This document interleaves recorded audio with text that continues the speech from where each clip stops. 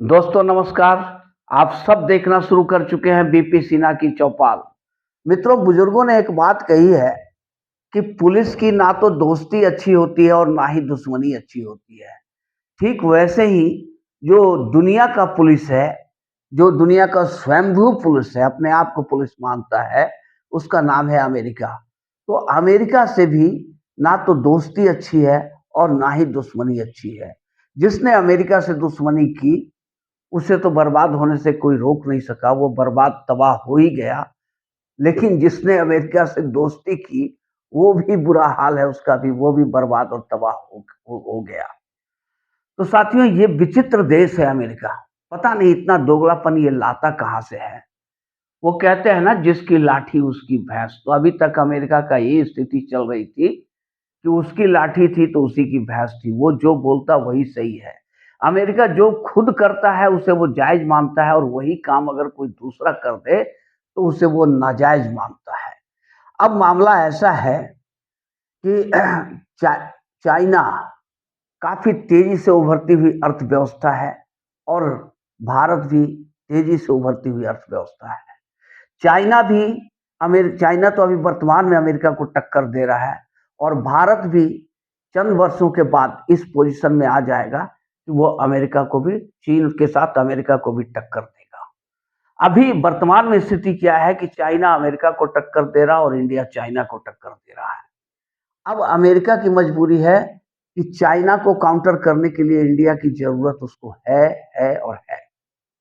और चाइना की एक और पॉलिसी है, ये जो 2 उभरती हुई अर्थव्यवस्था है, अगर ये आपस में टकरा जाएँ, आपस में लड़ जाएँ, तो फिर कम से कम 150 साल के लिए अमेरिका के रास्ते का काँटा हट जाएगा, और अमेरिका को चुनौती देने वाला फिर कोई बचेगा नहीं। तो ये जो जियोपॉलिटिक्स में है, ये बहुत बड़ा गेम चल रहा है, बहुत बड़ा खेल हो रहा है, जिसे समझना बेहद आवश्यक है।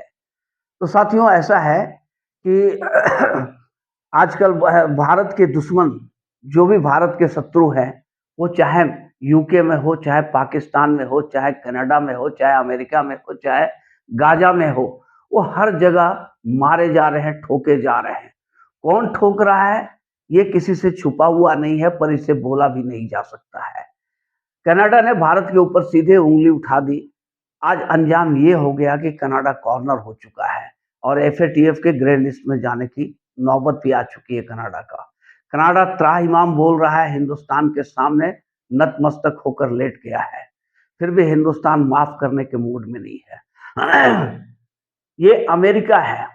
जब अमेरिका ने एक ब्लेम लगाया, एक दोष लगाया हिंदुस्तान के ऊपर में, कि हिंदुस्तानी एजेंसियों ने अमेरिकी सिटीजन गुरुपतवंत सिंह पन्नू को मारने की कोशिश की, मर्डर करने की कोशिश की। अब इस पर इतना जबरदस्त झाड़ पिलाया जयशंकर ने, और हिंदुस्तान ने अमेरिका को उसकी औकात दिखा दी। अमेरिका की बोलती बंद हो गई और लेट गया।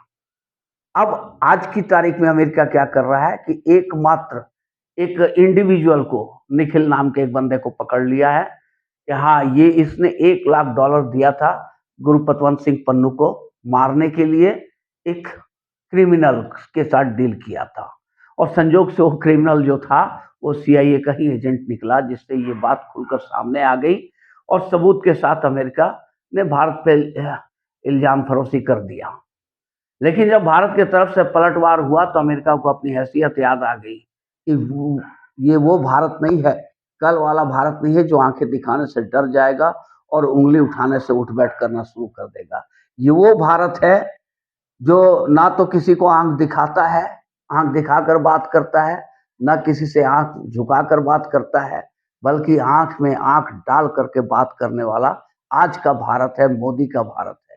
और मोदी ने अपने आने से पहले ही ये उद्घोषणा कर दी थी कि ना तो हमारे, जब उनसे पूछा गया कि भाई आपकी विदेश नीति क्या होगी, तो मोदी जी ने कहा था कि हमारी विदेश नीति बस ये इतना ही है कि ना तो हम किसी से आंख झुकाकर बात करेंगे, ना ही किसी को आंख दिखाकर बात करेंगे, बल्कि आंख में आंख डालकर बात करेंगे। और आज उसी नक्शे कदम पे हिंदुस्तान चल निकला है। मजाल है कि दुनिया में जिसने भी पंगा लेने की कोशिश की उसे तबाह और बर्बाद कर दिया। मलेशिया ने कोशिश की तो मलेशिया के राष्ट्रपति को भगाना पड़ गया। अभी तुर्की का बुरा हाल कर दिया, पाकिस्तान को बुरा हाल किया। आज पाकिस्तान की स्थिति है कि बिना एक गोली चलाए हुए मोदी ने पाकिस्तान को भिखारी की हैसियत में ला दिया है और भीख का कटोरा हाथ में लेकर पाकिस्तान दर-दर भटक रहा है। पाकिस्तान की स्थिति ये हो गई है कि 4 टुकड़े में बँटने की नौबत आ चुकी है पाकिस्तान में। तो ये सब कुछ कूटनीतिक खेल था और इस कूटनीति के चलते आज हिंदुस्तान विश्व की महाशक्ति बन गई है। आज आप ये देखो, अमेरिका जैसा महाबली, जो सारे सबूत उसके पास हैं, सारे सबूत उसने इकट्ठे कर लिए कि भारतीय एजेंसियां मरवाना चाह रही थी गुरु पतवंत सिंह पन्नू को, लेकिन आज उसकी भी हिम्मत नहीं है कि डायरेक्ट वो भारत के ऊपर ब्लेम करे।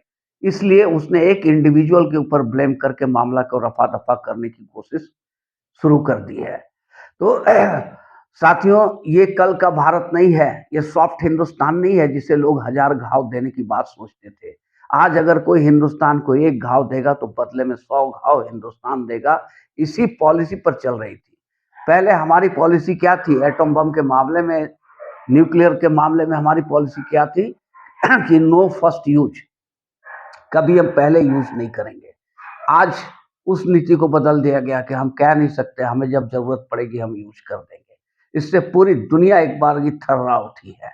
तो साथियों, ये आज का भारत है जिसे आंख दिखाना किसी के बस की बात नहीं है और निश्चित रूप से भारत एक महाशक्ति बन चुका है, इसमें भी कोई शक या सवाल नहीं है।